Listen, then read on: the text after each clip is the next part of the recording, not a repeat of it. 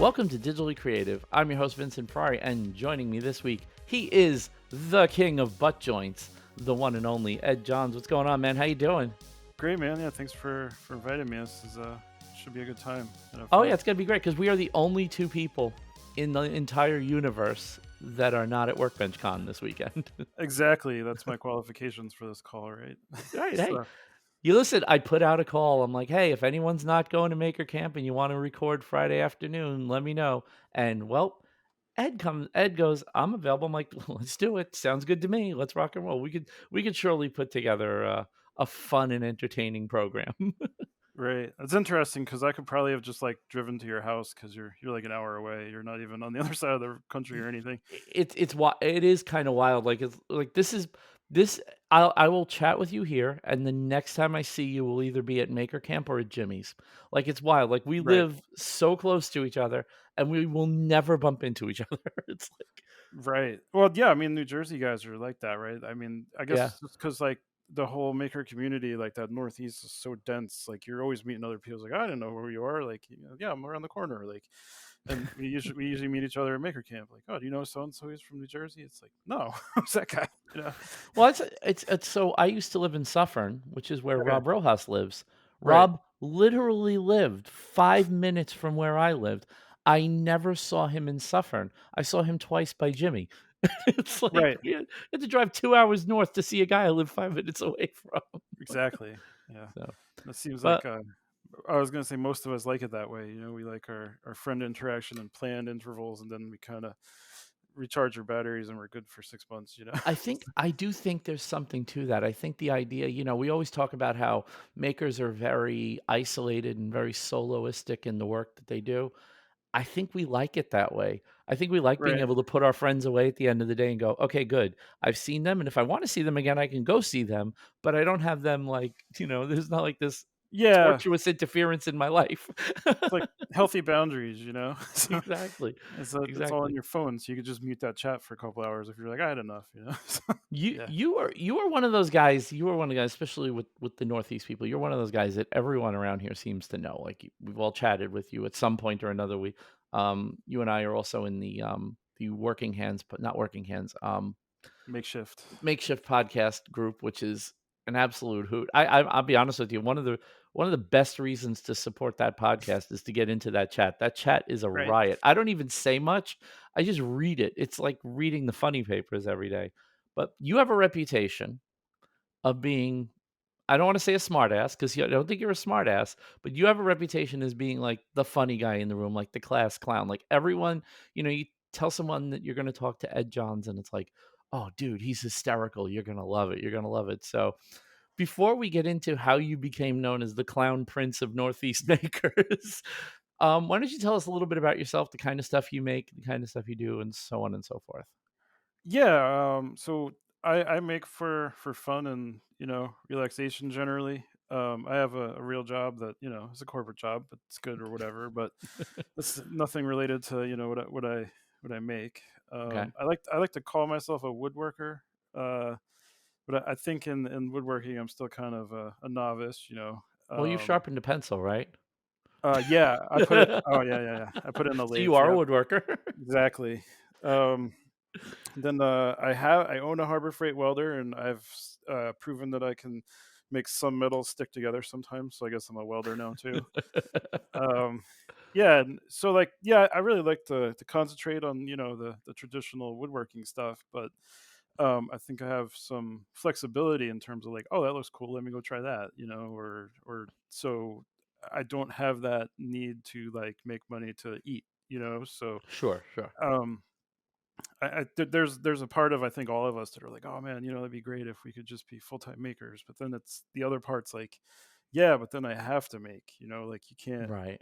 Um, you have less flexibility and freedom then, right? So, um, but yeah, like I mean, I've done some metalworking, woodworking, a little bit of leather, knife sheaths. I just got a laser. Um, this is digitally creative, right? So Yep, we could sure probably is. talk about that. Done a little bit of 3D printing, so kind of like the Renaissance man, a little bit of everything. Or as my dad used to say, you're a jack of all trades, master of none. So Yeah, A lot of this is like a challenge or like an exploration and like, oh, let's see if I could do that. And sure. then most of the time it's like, okay, cool, I've done that. Now I'm no longer interested in it. Let's go find something else that's shiny, you know? So, I have that a lot. Like I love being a skill collector. I do. I think it's my favorite thing more so than making is trying dabbling in something, becoming just as Bob said, Bob nailed it the day he was talking about being a generalist. And he said he doesn't want to be an expert in anything. He just wants to be competent. And I'm like, yeah, that's me. Like I don't need to be an expert in anything I do to be happy doing it. Like I will never go down the rabbit hole that some people go down with, like woodworking in particular. Like I will never sit there and do hand cut dovetail joints. It's just never going to be a thing for me. I'm all about butt joints, ironically right. enough. But it's just it's not my thing. I don't want to do that. I want to learn the woodworking. I want to make the thing, but then I want to go, okay, you know what I'm interested in this week? Miniature painting. Like, why? I don't know, but that's what I'm interested in this week. That's what I wanna, focus all my attention on and do that kind of thing, you know? Yeah, no, I don't have anything against the hand cut dovetails or all that. Me And neither. like, No, I me mean, neither. I'd love to get to that, but sometimes it's like, hey, I just want to build a thing rather than make this the absolute, you know, journey of 1,000 hours into this dresser, or I whatever it is. I need a coffee table, not an art piece. Right. And where I have a 6-year-old daughter. So if I spent, 300 hours like crafting a coffee, it's going to have crayons and Sharpies and all kinds of dumb stuff on it in a week. Right. So, um, It is interesting though that you brought something up that just recently started coming up on this show, which is that whole the I have a job and I don't need making to be my job. I'm happy with my job and using making to get away from it. In fact, they just did a whole episode on Clamp, about does your hobby need to make you money? And I'm finding that people are starting to reassess because a couple of years ago, had you asked that question, no one would say no. Everybody would be like, no, if you can make money making, and quit your day job. And if you have to, make YouTube content to pay. But I'm noticing more people now are like, I don't want to make for a living. I want to make for fun when I'm not I want to kind of bring the harmony and the peace back to making rather than right. the work. Yeah. And that's not to say I don't enjoy money. I would love some extra, but I think we all do. I would love to have some. right. But I actually had this conversation with David Wiedemann in Clubhouse. So if a lot of people are like, hey, I want to get away from my job. It just sucks so much, blah, blah, blah. And it's like, yeah, but if you flip that script and you're like, well, this job isn't great. There's some parts of it that are fine, but it's Mhm. not like getting tortured in Guantanamo. Um, It's a so, low bar. yeah, right. So it's like if I do this job now, I have the money and it enables me to go and then do what I want to do after work, right? Mhm, mhm. So I think it becomes a question of like, where's your fulfillment coming from? And fulfillment as far as like, personal, just that deep down core, like, oh yeah, this is right. This is what I'm supposed to be doing. Um, but we all live in the real world, so unfortunately, a lot of times that doesn't pay the bills. So like, you Sure. kind of have to have this be this master of balance. So I always when I first started Because We Make, which was the predecessor to this show, I always used to ask the question at the end. One of the things I always asked every guest, what does fulfillment for you mean? And in all the time I was asking that question, I don't think anyone ever said going out to the shop and making stuff. Like, I really don't think any usually what the fulfillment came from is learning a skill that they could teach to somebody or having somebody say they inspired them. It was never, making a lot of money, you know? It was never being super successful. I don't think anyone in all the years I asked that question, which is one of the reasons I stopped asking it, I don't think anyone ever said being successful was the end goal. I think everybody and I think that's kinda what's turning people now more towards, "Hey, making is okay as your passion pursuit rather than your first source of income." right. Yeah, for me, it's more of like a piece, right? Like I could Mhm. literally go in the shed and in the garage and like sort screws for an hour, and it's just I have the smell of sawdust out there. My tools are on the. It's like, this is my fortress of solitude, right? Like I It's your don't happy listen to. place.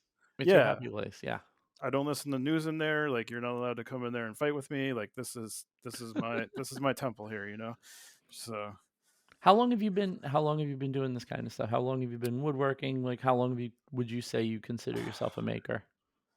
I mean, yeah. So I thought about that recently over the past 2 years, and I think pretty much since being a little kid. Wow. Um, so like my dad, but he was a firefighter, but he renovated apartments for in Jersey City for a side job. Okay. And like we were one of those families that if we had to call like a plumber or electrician, like something was really, really wrong. Like I Sure. think we hired a roofer once, and like my dad's had a firefighter friend who was a HVAC guy, and we kind of half hired him and helped him to put in the AC. Like we did everything ourselves. So like I was probably 10 and knew how to like do sheetrock and Isn't that wild? yeah. And you don't So even realize you're learning it until one day the skill is embedded in your brain and you go to do something like, Where did I learn that? Oh, right. Just my dad. right. It was the same way with my dad. Like, he never formally taught me woodworking. And I thought I didn't pick that much up from him. But then when I took my Steve Ramsey's woodworking course back in 2017, I was like, like there was weird muscle memory for things I'd never done before. So, Right. Yeah. uh, I mean, more, and like he never really had a workshop. Like we had a shed and we would drag everything out on sawhorses in the backyard. hmm It was hmm raining, we didn't do anything, but like I think just creating and making and repairing, mostly repairing because when you own a house and no money, like you just figure it out. yep. Um but yeah, and then like more formally like, hey, I have a nice table saw or I'm doing joinery or whatever. That's within the past probably 3 or 4 years. Because where I live now, I have a garage, and that's a dedicated area. hmm Um, but like, if you listen to Dave Bauer stuff on the making Sure. problems to solve, hmm and I don't know if he's uh like made these maker profiles, but if you listen to one after another, you're like, there's probably 3 or 4 different origin stories, right? And you hmm kind of fit into one of those. It's like, oh, my dad just did everything, or like I saw something on YouTube and I wanted to do it and I loved it, or like one other variant, like, right? So it's like, and then when you listen to his stuff, it's like, oh, we're a lot more alike than we are, Yeah. different. Yeah, it is interesting. He and I. It's funny that he and I have noticed similar patterns about different things. Like, for me, he always talks about how, like, musicians tend to be computer people, and, like, there's always a connection between the two. And I've always said one of the things I've always said is that computers are music is kind of like math. Right. It's like steps and half steps, and if once you understand that, your perception of what music is kind of shifts a little bit. That's when you start learning, maybe I can't read music, but I can play music. And computer people that don't want to sit at their desk anymore, that want to be doing something tangible. They don't want to produce something digital. They want to produce an actual item. And there are all these, like you said, these similar profiles that we all kind of fall into, either in how we started or why we do what we do. Yeah, and it's funny you say that. My boss, I work for a software company. Mhm. Um, and early on, he's always been in the music, but he's like, "Oh, it's just an equation, 4, 8, Yeah, 16, whatever." yeah. And I was like, "Okay."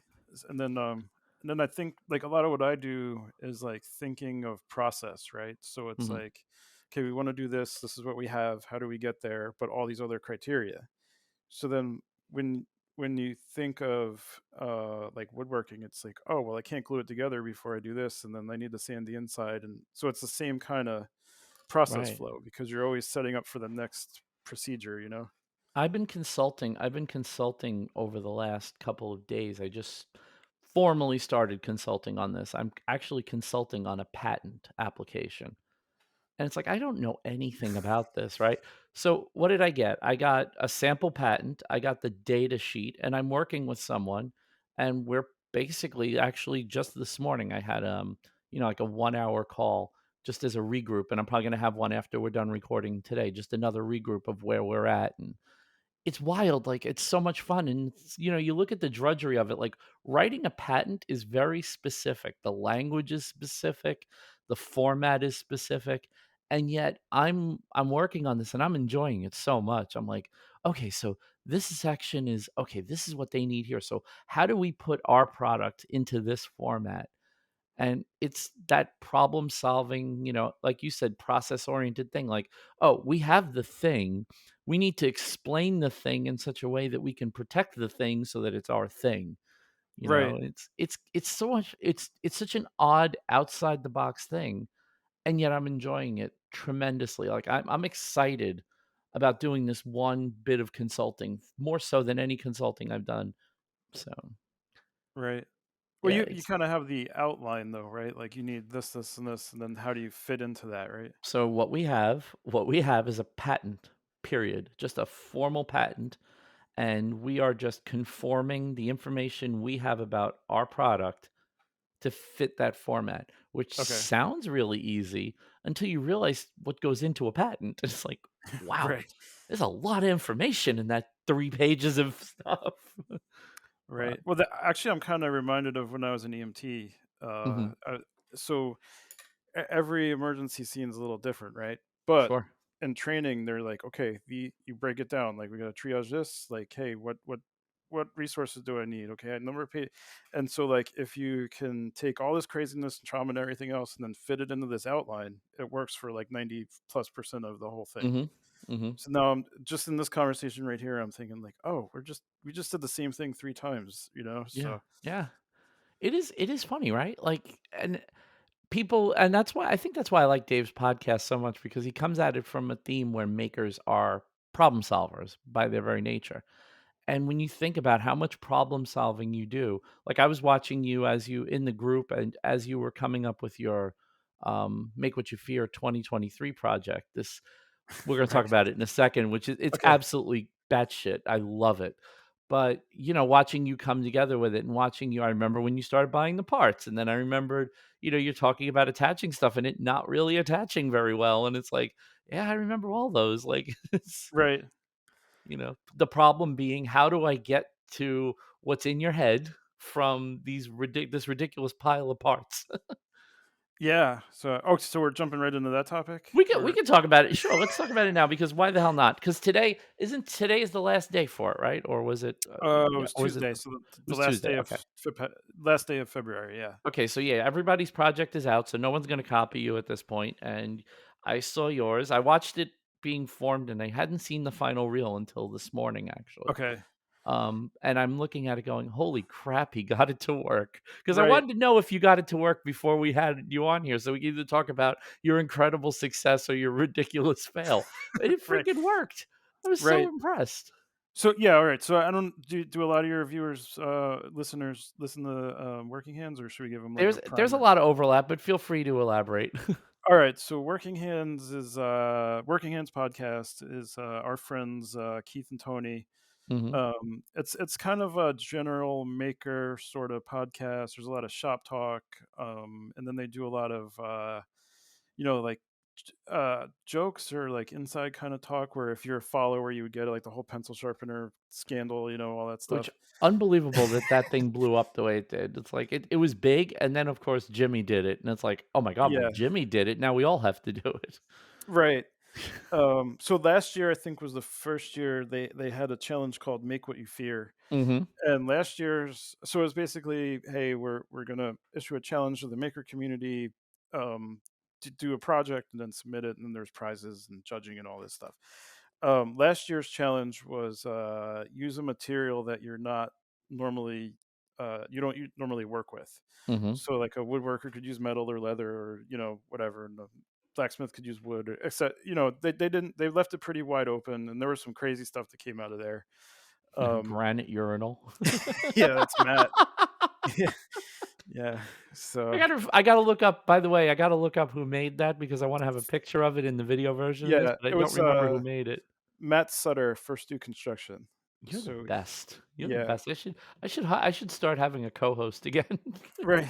No, he's a really cool guy. He was at the Timber Inn. We got to hang out. So he's a primarily a woodworker. He's setting up like wood sails, like slabs and rounds and stuff. And he's a firefighter too. So Oh, cool. yeah, so First Do firefighter, like First Do construction. It kind of That right. works. That Yeah. works. Yeah, so he made a urinal. Chris Full Steam made cast metal gas cap for his wooden car. And then I made, 2 different knives, 2 different ways with 2 different sheaths. So it was about 50 hours of work last year. Um, so then this year, I think, Keith and Tony, like, they had a and I think Chad was back then too. It was a 3-person podcast instead of 2, but I think they had hours and hours and hours of judging just because of the Mhm. range of product. Um, so this year they decided to reel it back a little bit, and they said, "Okay, well, like, well, I don't want to put words in their mouth, but it's January, everybody's like in this New Year's kind of thing. Let's do something that is themed for active lifestyles." Mhm. And they left it at that. So whatever that is to you, go make something, right? Which I love.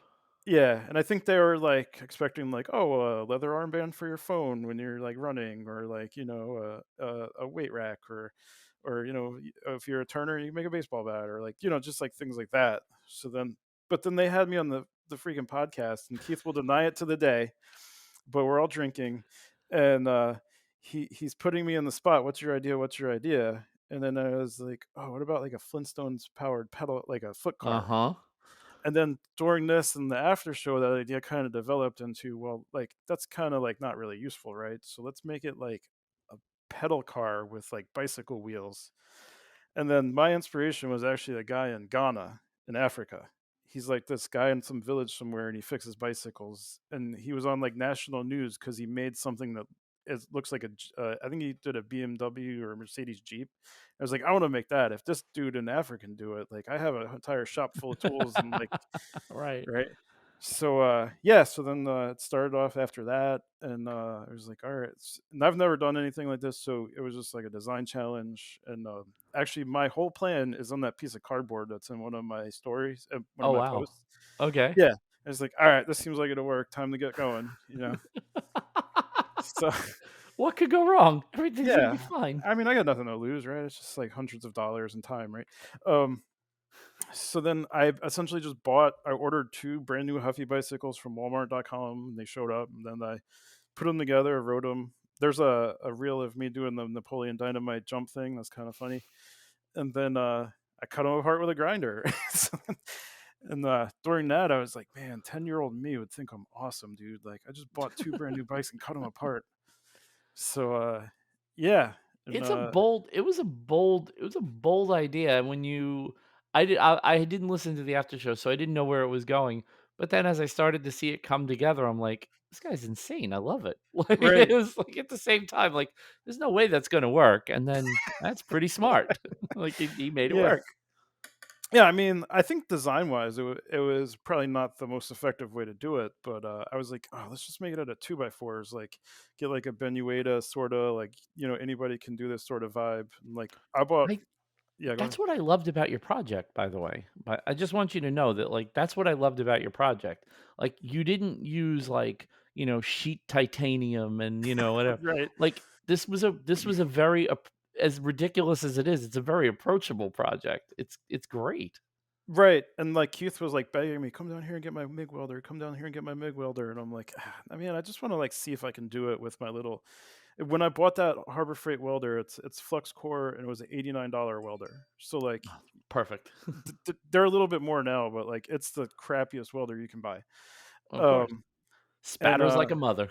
oh, yeah, like, yeah, it's crazy. And, I mean, I spent, like, $50 at onlinemetals.com. They send it to your house in a tube, and then everything else came from Home Depot. So, like, Perfect. yeah, like, pretty much anybody can do this if you have a vise and a place to do it? So, it was really just, like, cutting little tabs and welding those onto the bike and then bolting it together with 2 by 4s. And then, when it broke, I had to go get bigger wood and bigger bolts, but, um, yeah, I mean, I think if I had laid it out and used, like, aluminum channel and this and that and the other, it would be a lot better, but, like, I kinda wanted to do it the crude way just to show that it could be done?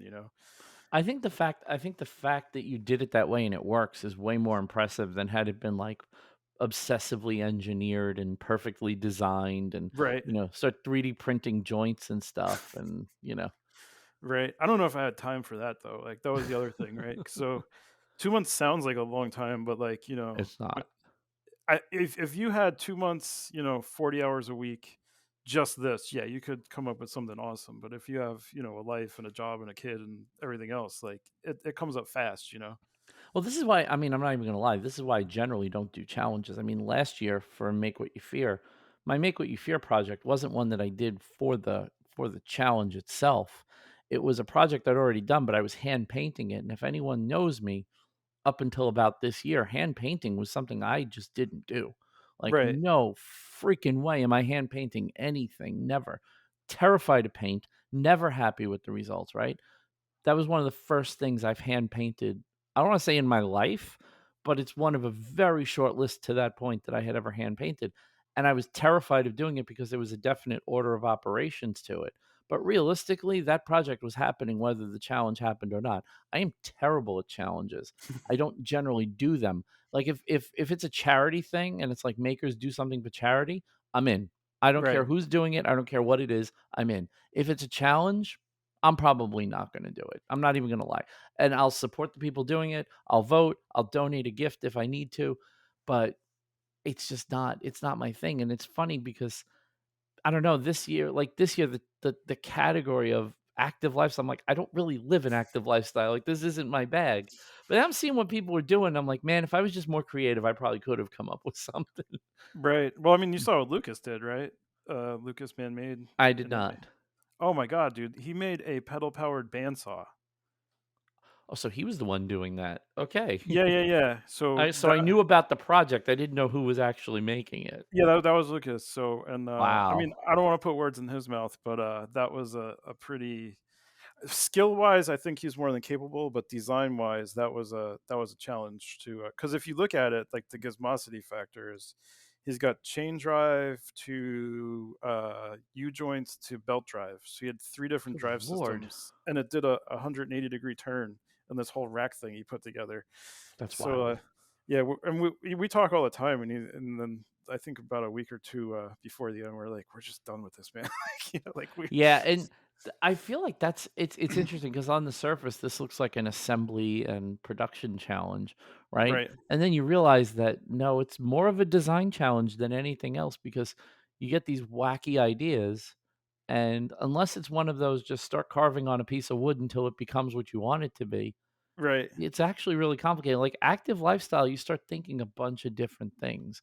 I like when they were talking to Dre and she wanted to just make a kettlebell, and it's like, oh, that sounds easy enough. Make the mold, make a kettlebell. But then when you really think about it, it's like, oh, Yeah. there is definitely an order of operations to make this work. Like this isn't just a simple, tiny little project. Well, and I mean, it becomes skill too, right? Because Hmm. epoxy is, its own animal. Like, I've It done really is. a little bit, I made, the knife handles, and because before then, I just used, like, 5-minute as an adhesive, which is fine, everybody Hmm. can do that, but, like, when you Hmm. wanna clear pour, no bubbles, this, that, and the other thing, like, it takes practice and skill just like anything else, you know? I think that's like I was trying to think, and it's funny you say that because I can tie it back to why I didn't do anything here. My skills don't lend themselves well to active lifestyle challenges. Like, what do I make? I make jewelry, I make cutting boards, I make stuff like that. Like, I don't. Maybe I could have come. I'm again. Maybe I could have come up with something, but I've been amazed at how people have expanded the definition of active lifestyle, like your pedal car and a pedal powered bandsaw and a resin poured kettlebell, like, Keith's, pickleball his Right. pickleball paddle. His pickleball paddle's freaking gorgeous. Yeah, I saw it in person, and he was, like, oiling it for, like, a month. It was like yeah. That sounds about right. That sounds But I about mean, right. I think there he were some guys who made, like, pretty functional stuff too, like, Matt Sutter made some oars for his canoe, and, Mhm, Rob DeMarco, he made a walking stick out of, and he's a wood turner, so this thing is beautiful. It's, like, maple and walnut, and he did it where there's arches in it, and there's a big ball at the top, so, like, that's even something that he does every day, but he made this beautiful prod, so he went all skill, you know? mhm. So, I think it was, yeah, I'm sure you coulda come up with something, man, like I maybe. I mean, it's just yeah. active lifestyle is not my I mean, dude, I'm 6'1", I'm 270 pounds. Active Right. lifestyle isn't really my, Well, yeah, I mean, I'll stand up, but you But fit the normal maker camp profile of a maker. I really do. Hold on, for visual representation, here we go. Yeah. But, yeah, no, it's but I've been really enjoying, like, watching, the project starting to roll, and it's a lot of fun. I don't love participating in challenges, but I love watching when a bunch of people I know are participating in the same challenge, and you Right. start to see those end results start to come in. It's like, "Oh, these guys are just having a great time, aren't they?" That's like it's kinda happened at the same time with that mallet challenge that Birch told one with the The one that he destroyed everyone in. like, if you look at, like, Infinite Craftsman Tom, I don't have you talked Mhm, to him? Yeah, yeah, mhm. so, like, his idea for, like, a replaceable head mallet that's just a piece of angle iron, you're like, "Wow, that is so it is Smart. genius." It's yeah. It's But then smart. there was that, like, all the, like, the people that didn't win, there was so much, like, innovation and ideas, and it's like, "Oh, wow," like, it's just something simple like a mallet. Because I mean, like, well, birch turtles obviously isn't simple, but I mean, like, I'll turn them in, on the lathe and then go to the timber and just whack the crap out of them. But like, Mhm. so you go from literally a piece of wood to like that, 100-hour work of art. Is Sure, like, sure. so I saw it in, Grant from, Dad Crafted. I saw it in his hand and on his Instagram today, and he was just holding the mallet because he's at Workbench Con and the right, mallet is there, and he was just holding it in his hands, and I'm just like, "Jesus, that thing is just yeah, so insane." You know, I we'll makers talk about imposter syndrome a lot, and I think what the imposter syndrome can come from, and I think one of the origins that, we don't really talk about is when you see stuff like the stuff that we've been seeing, for the challenge or even like Nick's mallet or like stuff like that. When you see stuff like that and you know that that's beyond your skill level. I know the whole it's motivating, you're going to get better. I get all that cuz I think the same way. Like, oh, that's aspirational, right? I want to do that. I'll get there. mhm, But there is a certain amount of you that just goes, I not only am not there, but unless I really dedicate a lot of time, I will never be there. And I think the imposter syndrome is a combination of I'm not there and I just don't have the bandwidth to get there. Yet I'm still considered in this lump of people, you know? yeah.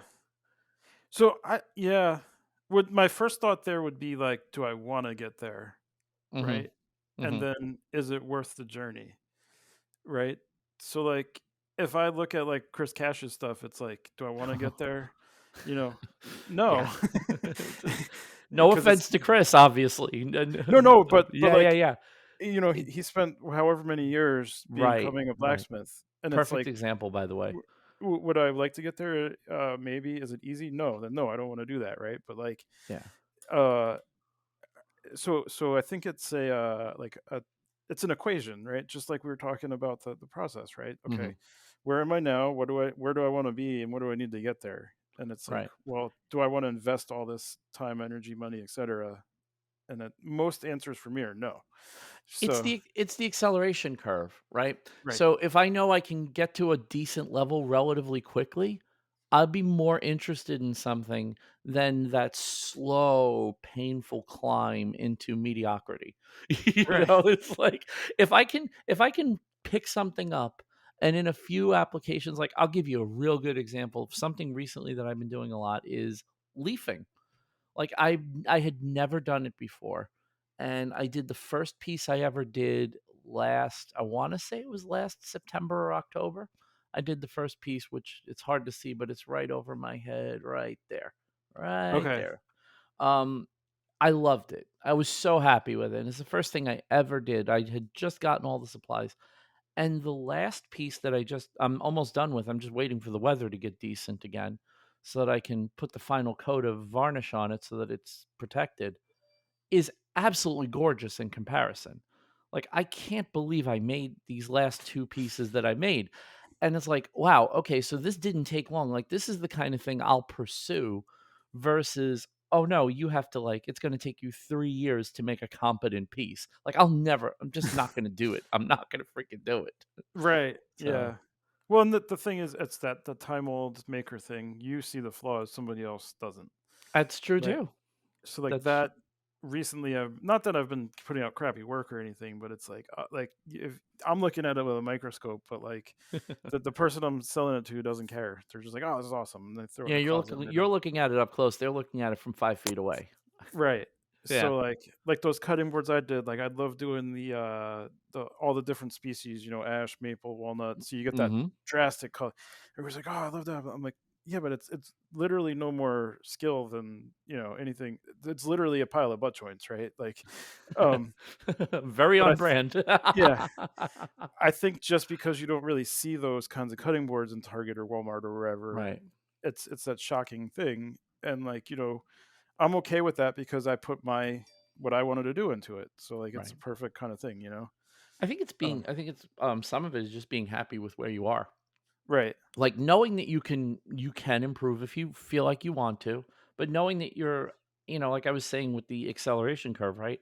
You can hit a level where you're satisfied with the work you're doing. It's really hard unless you're really into something to go beyond that. right, Like, once your work I mean, I know when I started making cutting boards, it was that, right? It was like, I can these are good enough cutting boards. But then I made one that was, like, well above my skill level for a customer, and I was just like, "Oh, I could do so much better than this." And it didn't take a lot of, like, effort, training, time. It was just like, "Oh, no, you could do better than this." And now then I got really obsessed with, like, refining everything so that they feel nice, trying different finishes so that I know that, like, when I run my hand across it, I want it to feel super smooth. My juice grooves, the first few I did were okay, but they were a little wavy, the bit didn't right, hit right. Now my juice grooves are spot on, they're exactly perfect every time. All these things that came together, but they came together and I was willing to do them because I got a taste of what I could do, and I was like, "Oh, I wanna start doing that," you know? right. It's like when you're renovating a house room by room, like as you do, Mhm. and then you come back to the first room, you're like, "Wow, this is a piece of crap," and then Did I you got to really start pa over. did what did I paint this thing with? Yeah, sponge.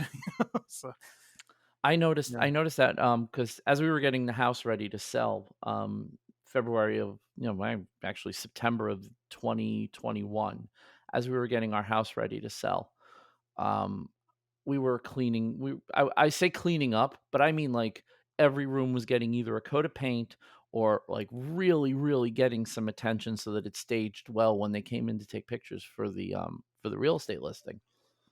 I remember we did one of the first rooms we did was the living room. We did the living room. I was like, "This is great. The living room looks great." Then we did the kitchen.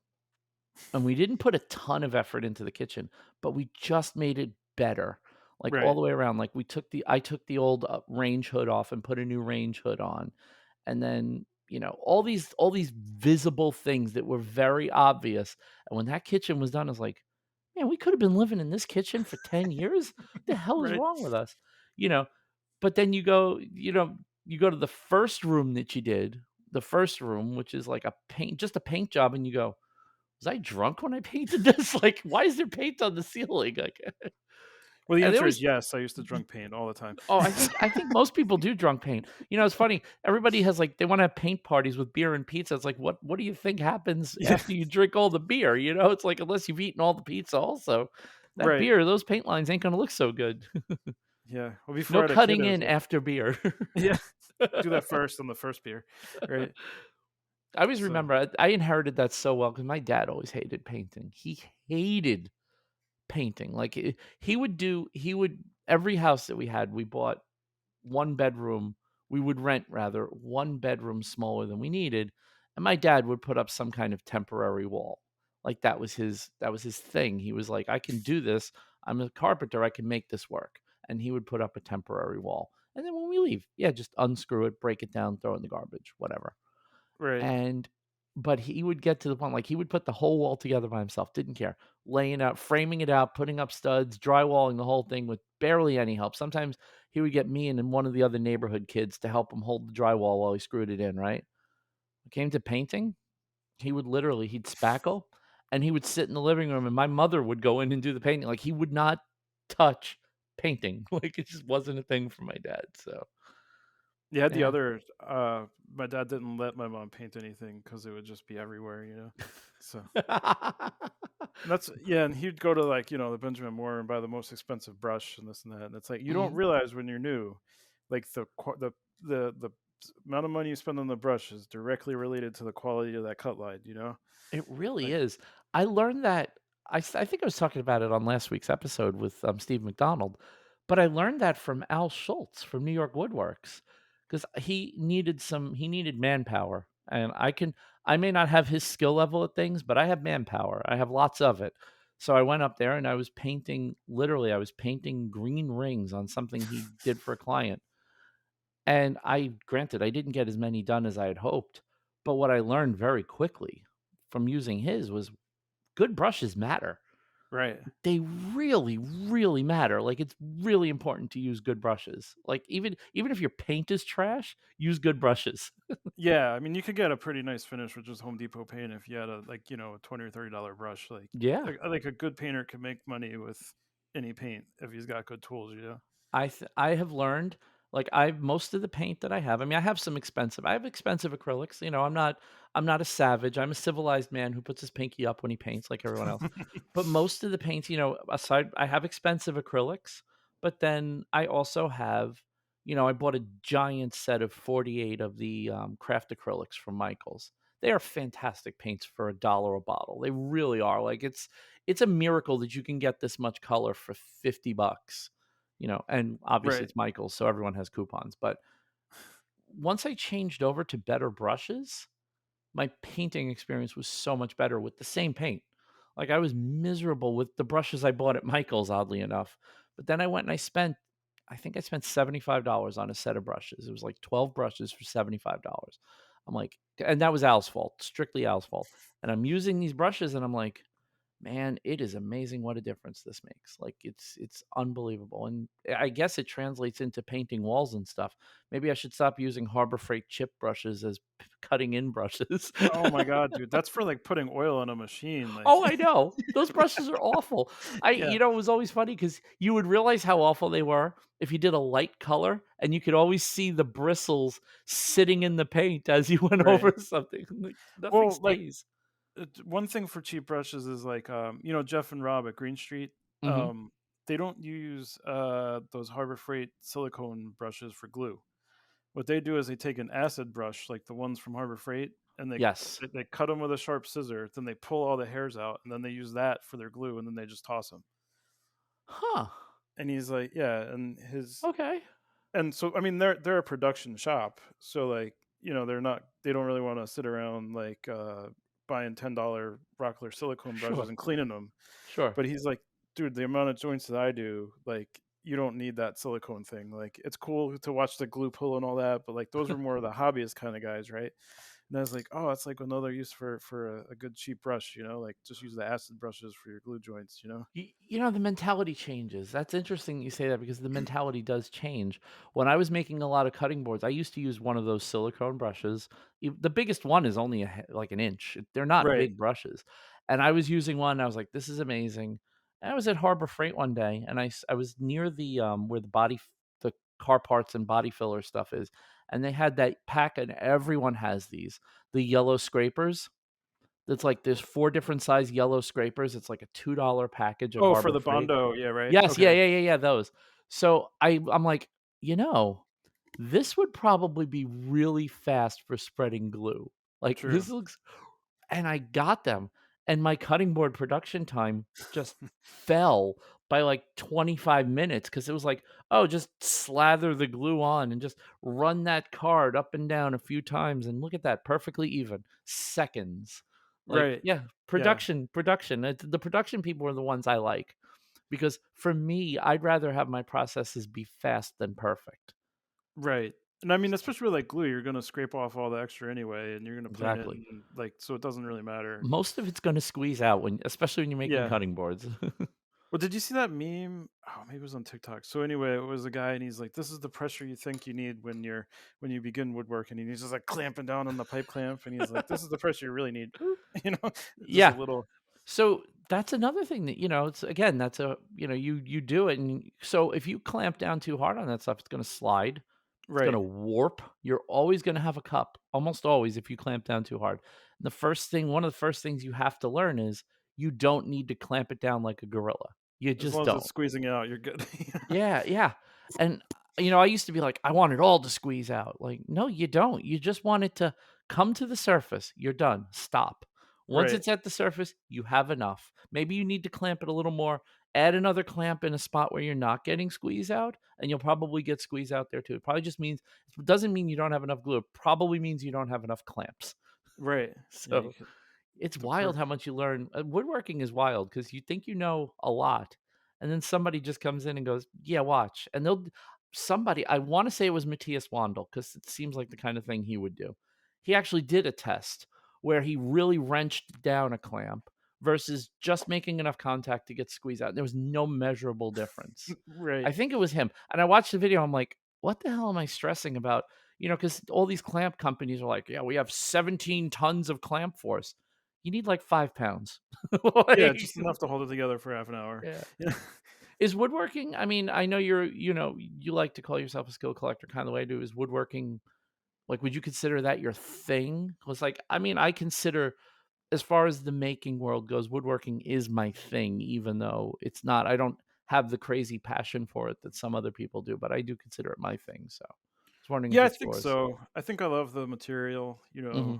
um, and, if I had to get rid of, all the other stuff, I'd probably stick with the woodworking, saws and drills and all that kinda stuff, so, um there's just something like about it, like you're connecting with nature. It's sort. There's a little bit of like a living sort of, when you got to account for expansion and contraction, and there's a beauty to it. Like you ever get that piece of wood, you're like, oh, I gotta save this for something. Then you have a pile of them.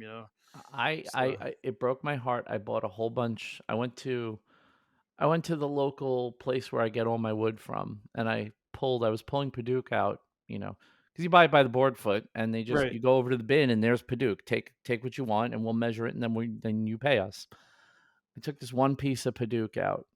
It was absolutely gorgeous. It had this piece of white sapwood right along one of the edges. It was freaking stunning. It was a stunning piece of wood, and it broke my heart that I was out of Paduke, and I needed to make a board for a customer, and Oh no. I had to use the edge of that on a cutting board, and it broke my freaking heart.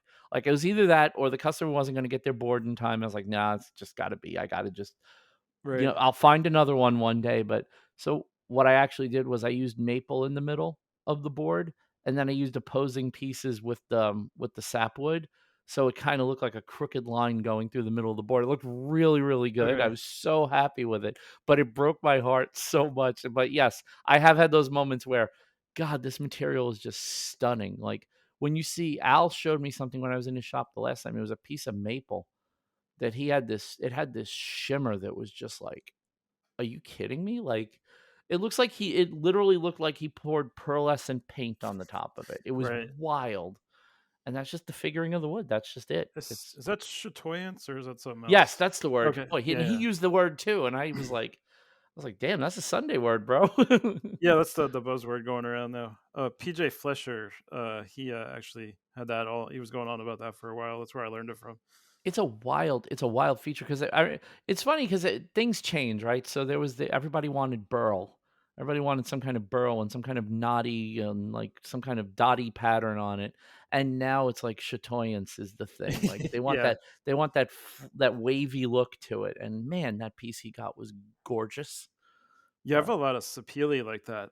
I got it was a Facebook deal. Well, it was a Facebook come get it for free deal, oh but the deal was shit. you had to take all of it.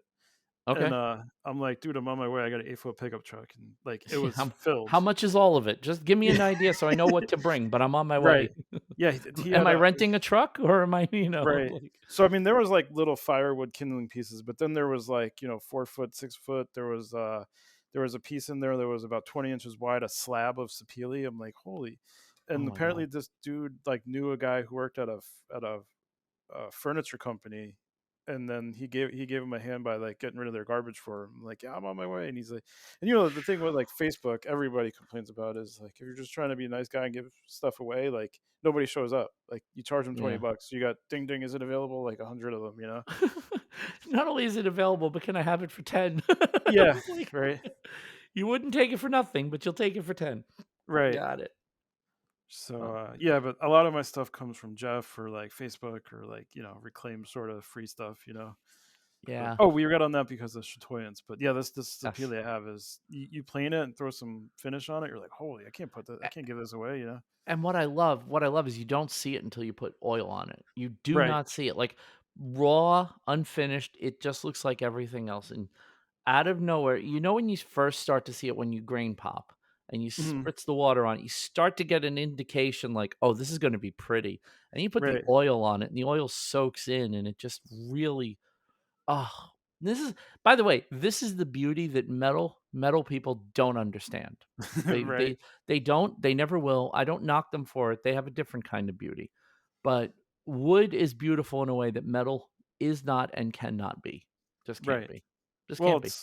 it's a nature made versus human made thing, but Yeah. but I mean, on the other side though, like if you start welding stuff together and you're like, oh, this is fun, like I can build a dinosaur, and you're just like, zit, zit, zit, zit, and you're like, oh, okay, I get why this is cool, True, you know? true.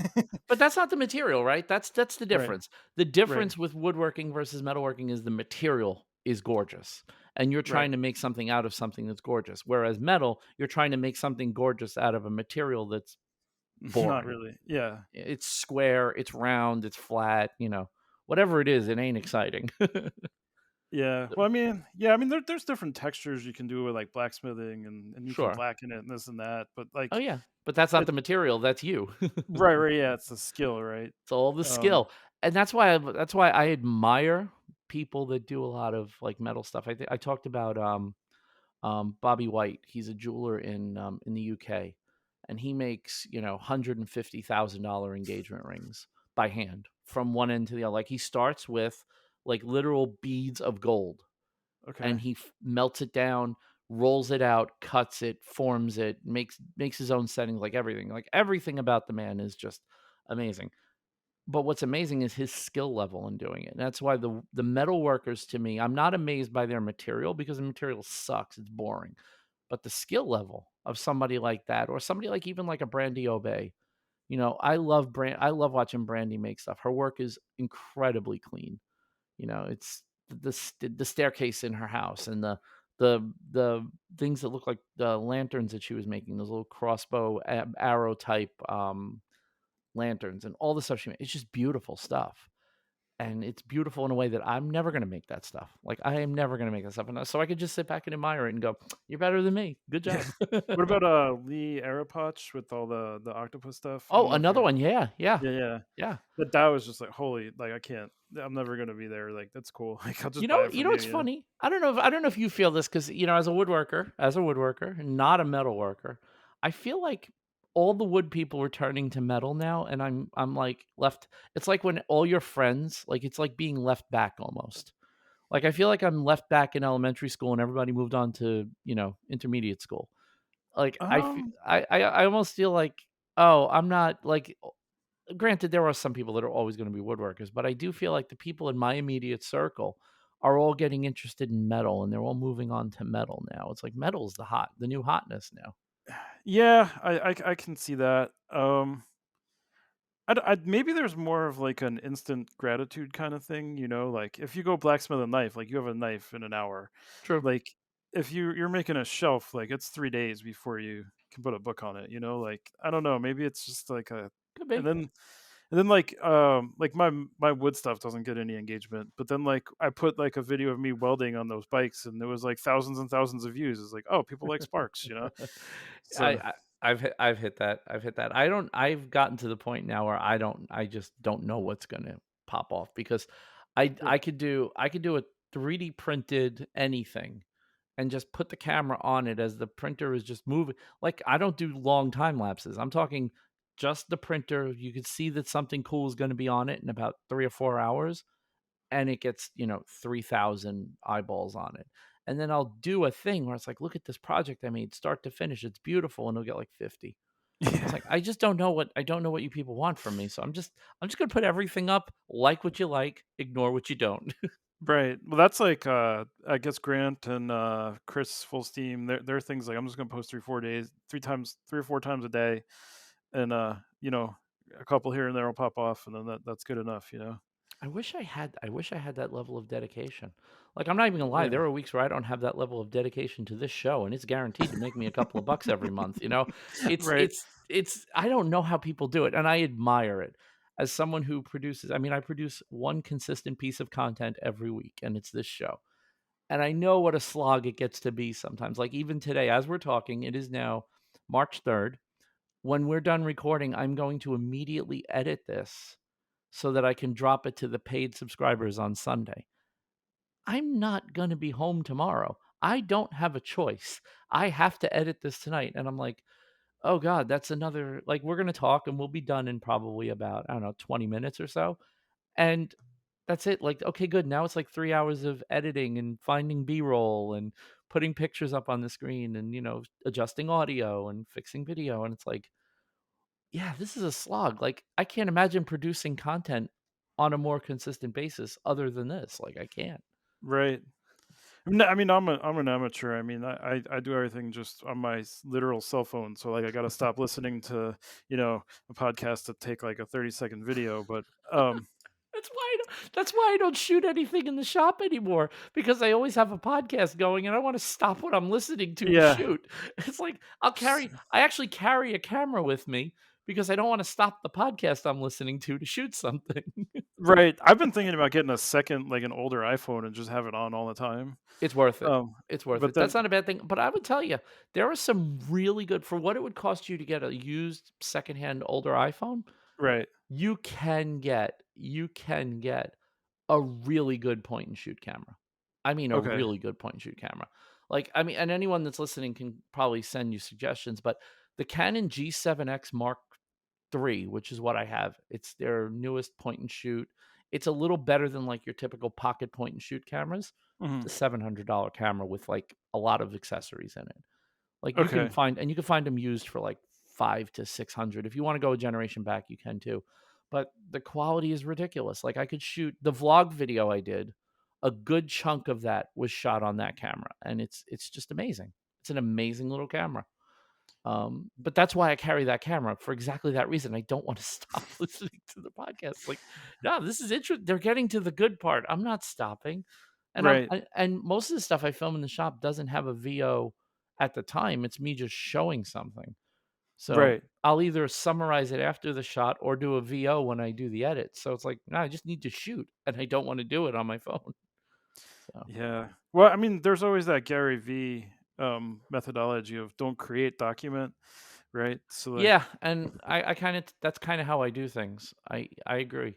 I don't like my stuff as much as I like what some other people do, but at the same time, I also know that it's either what I'm doing or it's going to be nothing. I'm not gonna put like a Morley Kurt level effort into my videos, well, or at least into yeah, every video, you know? yeah, yeah. Well, Morley, I think, is a YouTube Yes. creator, Yes, and he then he is. does projects for content, right? And he Agreed. does an awesome job at that. Mhm. But I think his focus is different than what most of like what Agreed. we would our kind of circle runs in.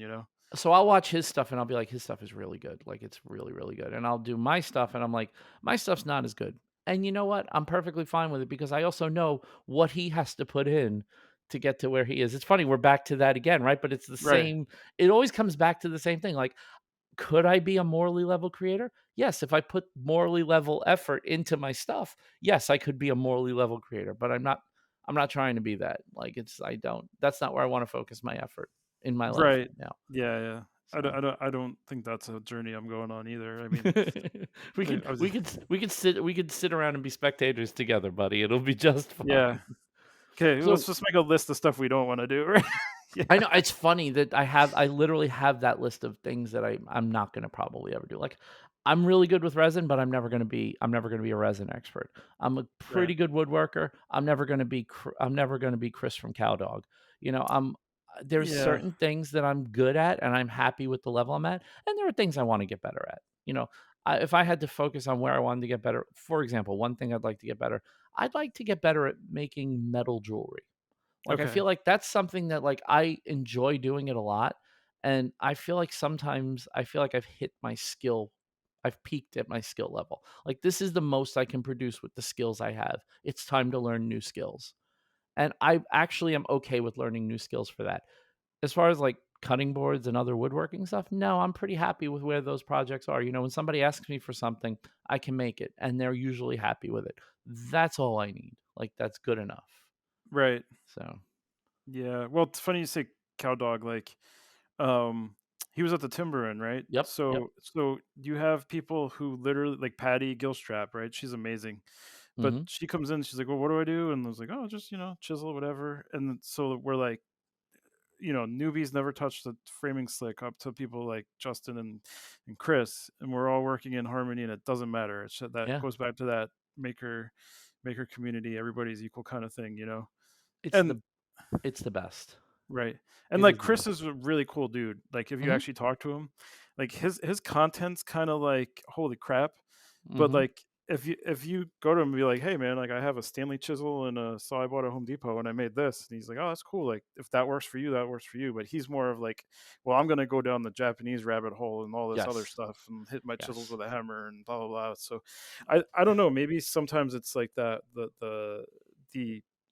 the presentation kind of hits you differently. Right, right, But right. I think most of us, like, in this community are generally pretty good people, and willing to help. And I have become obsessed with the idea. Like, I was always this way, but I've just kind of it's become an obsession. I will actually say it's an obsession that I didn't get where I am on my own, and I will never turn down someone who asks me for advice or help, ever. I don't care, and if I can't help you, I'm gonna connect you to somebody who can help you.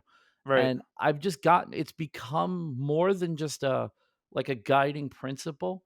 It's become a come to me with your questions, and if I have the answer, I will spend as much time as you need to learn your answer. If I have the information, it's not going to die in my head. And I'm obsessed with it. I love teaching people what I know. And if I have a piece of information, it's your information. Just give me a few minutes and I'll explain it to you. And if it takes longer, then it takes longer. And I feel like I wasn't that way before I started hanging around with the people in this community. Like because you're kind of surrounded by people who are all that way.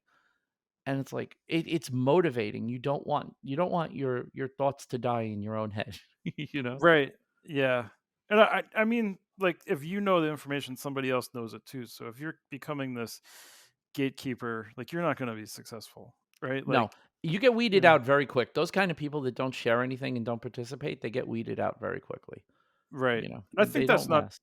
just in the maker community, but in life too. Like in my professional career, and I've always been the guy who, if I know it, you know it, or if not, I probably know somebody who probably knows it, and I'll direct you that way. Yeah. Either I know it or I have a guy. That's Right, pretty much I think that's the best way to live your life. Like when somebody comes to you, it's because they need help. And if you turn down people that need help enough, well, not only are they not going to come to you for help, but they're not going to help you when you need help. You know, for right, every time that I've given someone advice on Adobe Illustrator or how to process something for a CNC or how to make a file or how to turn something into something they can carve or, questions about a website or something like that, if I turned down all those people, I'd have nobody to ask when I needed something too.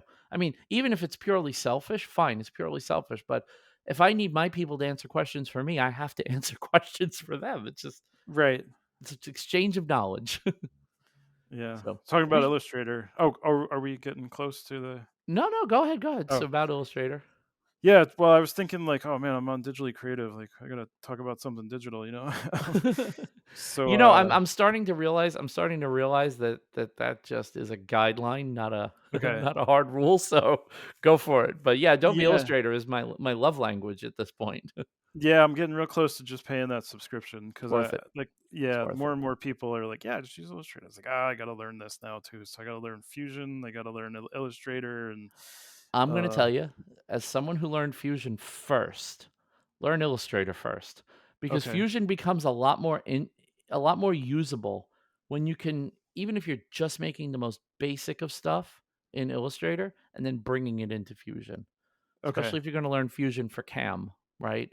Most of the time, you're not gonna make you're gonna take an SVG of some kind and put it into Fusion to make it unless you're modeling something from scratch, which you might.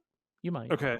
But I would say Illustrator is way more useful because Illustrator also connects you to lasers. Like, if you never want to touch a CNC, but you wanna use lasers, well, guess what? If you wanna make files for Lightburn, Right. or whatever, you're not gonna wanna make those in Fusion and export them and drag them in. You're gonna wanna make them in Illustrator. So, Yeah, I'm at the point where making things in Lightburn is not enough. it's horrible. Right. It's a very look, it's the best software at what it does. It's super powerful, but if you're doing anything other than putting something there to cut it, you're just wasting your time. It's not good software for designing anything. It's just not. Right. It's great software. I will readily admit it. I am jealous that people can use it and not the built-in software on like the Glowforge.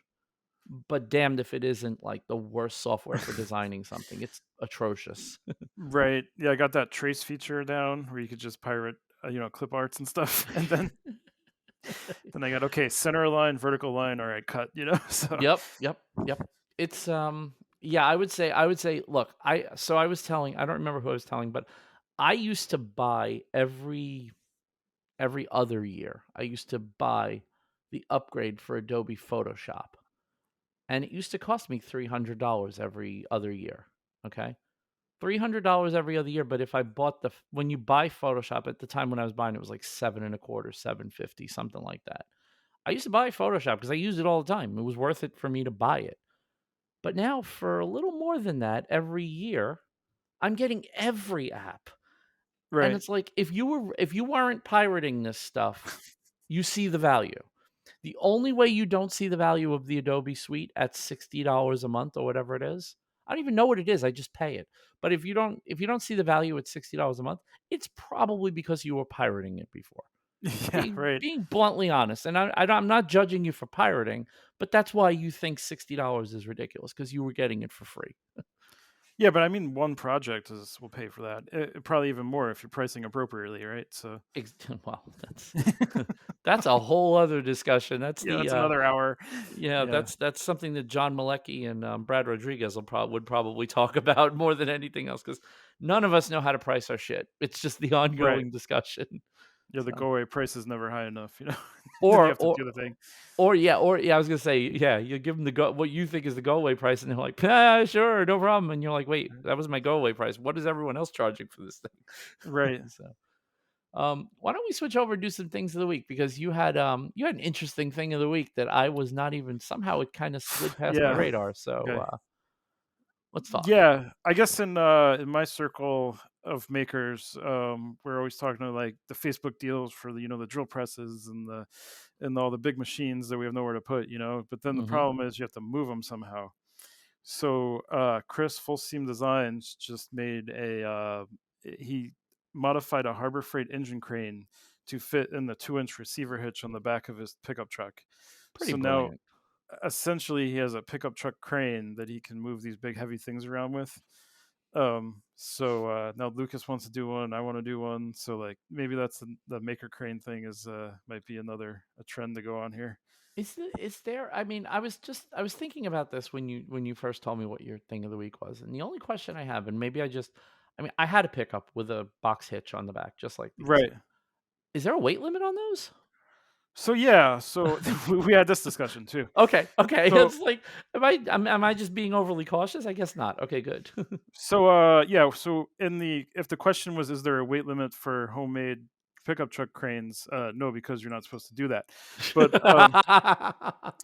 in the realm of like towing trailers, there's basically two weights, right? So there's Mhm, total weight of the trailer, which is a forward backwards motion. mhm. And then so let's say for my truck it's probably 8,000 pounds. So then Okay. generally the tongue weight, which is the weight of the trailer pushing down on the back of your truck, Right. that's usually 10 to 15% of the forward weight. Oh, So wow, so that's a if lot I of weight. yeah, so if I had 8,000 going forward, I could probably have 800 or 1,000 going down. Okay. So if you think of like a Bridgeport or a power hammer, it's probably within that realm. But then The other thing to think about though is this is a trailer going 55 miles an hour bouncing down the highway. If you're So moving at 100, there's force moving down. It's not just yeah. the weight. If you hit a bump, it's extra force pulling down. Yeah, yeah. So if you're moving at 100 feet in your yard at 2 miles an hour, that you could probably get away with more, you know? Gotcha.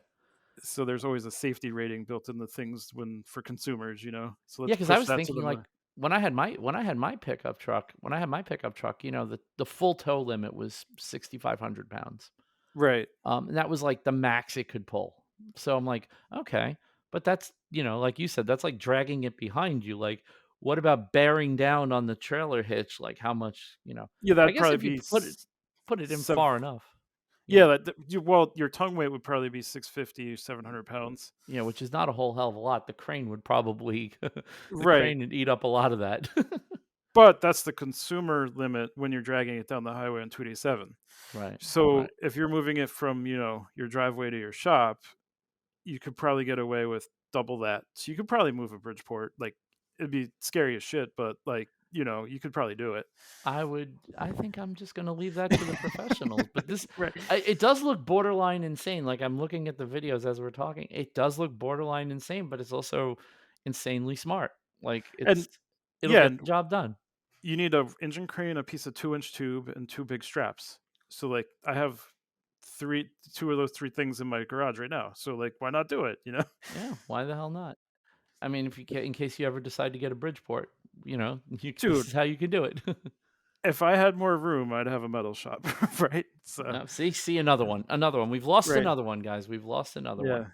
But So, just stuff like even like Tom Infinite Craftsman, right? You need a little bushing, you go make one, right? yeah, Like you're not necessarily gonna be, and it goes to the jack of all trades thing again, right?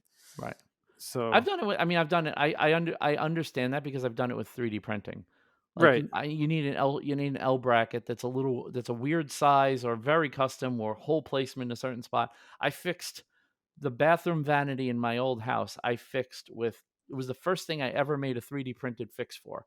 The bottom of the drawer kept sliding out the back of the drawer. And it's because for whatever reason, these drawers were designed where the bottom was lower than the back. So Okay. the groove was literally Right. under the back of the drawer. I have no idea what idiot designed these drawers. So I made an L-shaped bracket that I attached to the back of the drawer, and it just sat there and basically made a stop for the bottom of the Okay. drawer, and it solved the Right. problem. It was the simplest thing ever, and I was like, "Yep, wasn't gonna do that with wood because it would be too thick. Can't do it with metal because I don't have that skill set. I can 3D print like a mother." And that's what I did, and, like, okay, so, yeah, totally understand, need a part, make a part. It's, good way to live. These are good videos. I'll have the link to maybe one or two of them in the show notes so that people can follow along with it. Because Chris is always doing something insane. I'd be surprised if anyone that listens to the show isn't already following Chris at this point. Oh yeah, everybody follows him, right? Go fight with Mister him on Facebook. 75,000 followers on Instagram, for God's sake.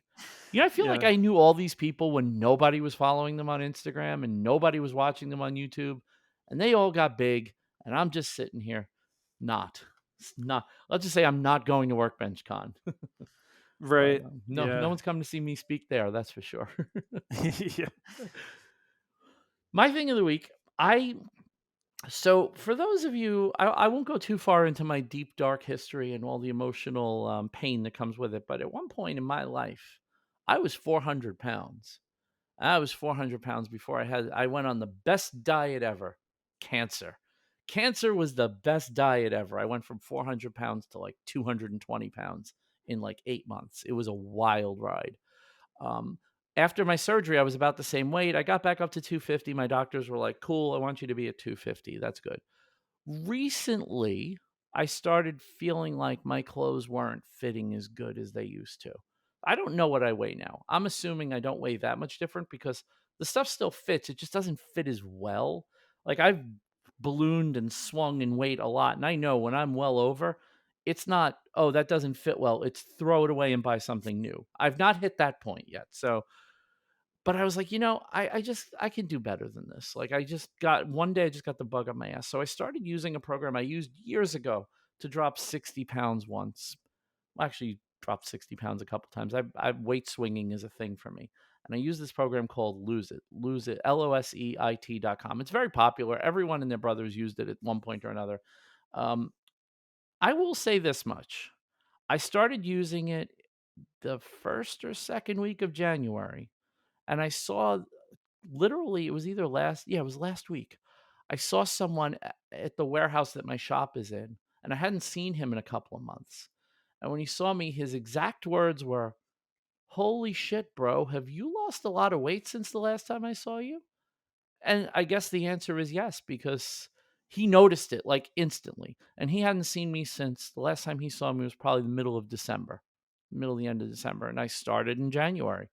So it makes perfect sense. So I guess it's working. I don't know.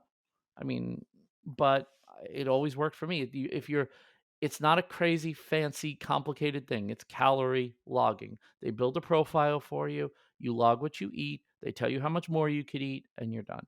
And it's not for everybody. It's a pain in the ass, but it gets results. And for me, it's always gotten results. So I went back to using it, and it does seem to be getting results again. So if you're looking to drop a couple of pounds before the summer, get your bikini line in good shape, this is what you need to take a look at. It's loseit.com. There's an iOS app, there's an Android app. Very good stuff. And there's a web app in case you don't want to take out your phone. You just go to the website and journal there, and then it all syncs up. So perfect. Easy. Piece of cake. You know what else is easy in a piece of cake? Making money as a podcaster. And the reason it's easy is because I have financial supporters who love this show. And those people include Matthew Serio from Artigiano Serio, Big Al Schultz of New York Woodworks, Tori Decker of Tori Did It, Ed Swanson from Ed's Clocks and More, Jake Drews of Make with Jake, Megan Chris from Onyx Designs Woodwork, Christian Neary of Warren Works, Jeff Stein, aka A Weird Guy, Kim and Garrett from Kim and Garrett Make It, Rory Langefeld of RLO Woodworks and DIY, Robert J. Keller, Rebecca Cole from Beck C Designs, Brian Arsenault, Seven Hills Maker, Lars Coleman from Colorado Multicraft, Dave Bauer of Dave Bauer Art, Nick Birchtold of Birchtold Design Build, Jeremy Spees, Mike from Pixels to Prototype, Donald LeBlanc of Fun with Woodworking, Grant Alexander of Clamp, and Brad Harrison of Brad's Customs, and Billy Polton of Polton Projects. Thank you so much for supporting this show financially because I'm telling you, I need every bit I can get lately. We're hitting the bottom of the savings, guys, and I still can't find a job. So, yeah. And if you're hiring for an IT guy in the New York metro area, I'm your guy. Anyway, um, if you can't support the show financially, I completely understand. Share the show, send a like, write a new review. Just let me know you're out there. Let other people know you're out there, and let other people know about the show because that's how the show grows when people know it's there to listen to. Ed, it's been an absolute pleasure. I should note that Ed is one of my cutting board jig customers, and I got the order from you, and it was like, whoa, is that him? Like I almost felt like a celebrity ordered one. It was very cool to see you order one. I'm wondering, have you used it yet, and how's it work for you? Yeah, it's super handy. It's just on I have it on a hook in the garage, and then just mark your hole, drill it, and then Perfect. I mean, it's just one of those things that's super simple, but it's so genius, you know. I love it. I always say, and I've said it a million times, I'll say it again. I didn't come up with the idea. I just did it better than anyone else had done it. Like Right. I'm really proud of the way I implemented it versus the way other people do. You know why I did it? The dirty little secret is I did it because I did not trust myself to make one out of wood because Okay. I just don't trust my own accuracy enough to make that jig. But I wanted that jig to be good. So I'm like, well, I may not know how to do it out of wood, but I can model it in Fusion and 3D print it. So that's what I did. So I'm glad you like it. I'm glad you're using it. That's one of those things that I feel like I'm always going to be selling until the day I die. Someone's going to want to buy one of those from me. So, Yeah, and yeah, that's one of the perfect applications for something like a 3D printer. So you can just hmm get that accuracy, you know, yep, and it's not a high stress part. You don't have to you can just print it out of PLA. It's yep. genius to do it that way, you know. Yeah, this was one of my better ideas, and I can't take full credit for the full design. I only had the one hole I was using, and then I showed Ben Neiman from Make for Life Workshop. He saw the design. He's like, it'd be great. I'm like, oh god. Whenever anybody says it'd be great, it's more work, right? He Right. said, Here's it'd be something for you great. to do. Yeah, exactly. He goes, it'd be great if we had holes, graduated holes a little bit up, like maybe a couple of options for placing holes. And I'm like, yeah, that would be pretty good. Alright. I went and I Yeah. redesigned it. I added a couple extra holes to it because he was right, and once I did that, people wanted it. So, it's like, "Okay, cool." So, It's always after you're all done and proud of it. They're like, "Yeah, but," and you're like, "Gosh, now I need a Rev 2." what was funny was it took me so long to make that. And this is one thing that, people don't appreciate. Like, they think that, "Oh, you just hit the button on the 3D printer and it prints it." You're right, but it took 4, 5, 6 hours of modeling it to get a shape I like, to make sure it was accurate, 3 test prints of it to make sure that when I used it, the measurements that I assume are on it are actually where they're supposed to be.